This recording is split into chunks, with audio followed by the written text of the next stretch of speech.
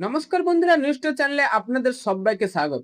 IPL 2027 যেভাবে KKR ক্যাপ্টেনের খোঁজে রয়েছে এবং একটা ক্যাপ্টেন পেলে কেকেআর 2027 সালে ভালো কিছু করবে, তাই সেখানে কেকেআর ম্যানেজমেন্টকেও কিছু পরিবর্তন করতে চাইছে।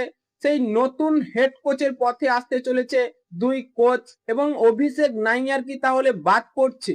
তাই সবকিছুই জানবো আজকের ভিডিওতে। তার আগে কেকেআর এর ফ্যান হলে ভিডিওটিকে করো লাইক এবং ভিডিওর কমেন্ট বক্সে লিখে জানিয়ে দাও আমি কেকেআর। হ্যাঁ বন্ধুরা, আইপিএল 2027 জন্য কেকেআর এবার দুই কোচকে টার্গেটে রেখেছে, যারা কেকেআর এর হেড কোচের পথে বসতে পারে।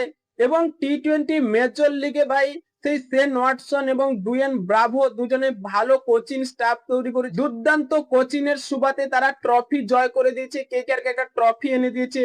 তাই এটাও তাদের কাছে একটা অ্যাচিভমেন্ট যে তারা একটা অফার পেতে পারে যে নতুন হেড কোচের পথে হয়তো এবার শেন ওয়াটসন বসতে পারে।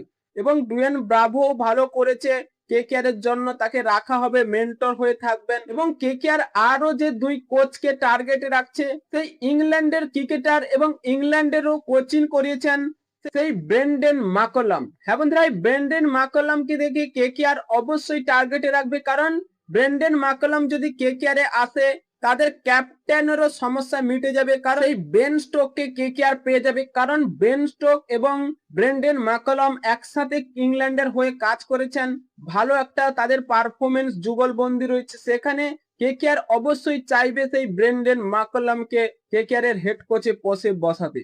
এবং 2 নম্বর যে কোচ কেকেআর এর টার্গেটে রয়েছে সেই চেন্নাই সুপার কিংস এর স্টিম ফ্লেমিং। এই স্টিম ফ্লেমিং ভাই চেন্নাই সুপার কিং দল ছাড়ছে, কারণ 5বারের চ্যাম্পিয়ন, তার দক্ষতা রয়েছে। চেন্নাই সুপার কিংসকে সেখানে চ্যাম্পিয়ন করেছে 5বার। তাই কেকেআর চাইবে এই 5বারের চ্যাম্পিয়ন কোচকে এবার তাদের দলে আনতে, তার একটা অভিজ্ঞতা রয়েছে।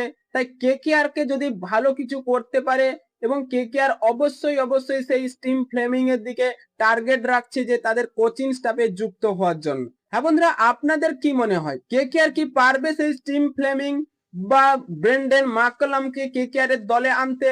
তাই এক্ষুনি আপনাদের মতামত কমেন্ট বক্সে লিখে জানিয়ে দিন এবং চ্যানেলটি সাবস্ক্রাইব করে আমাদের পাশেই থাকুন। ভিডিওটি শেষ পর্যন্ত দেখার জন্য আপনাকে অসংখ্য ধন্যবাদ।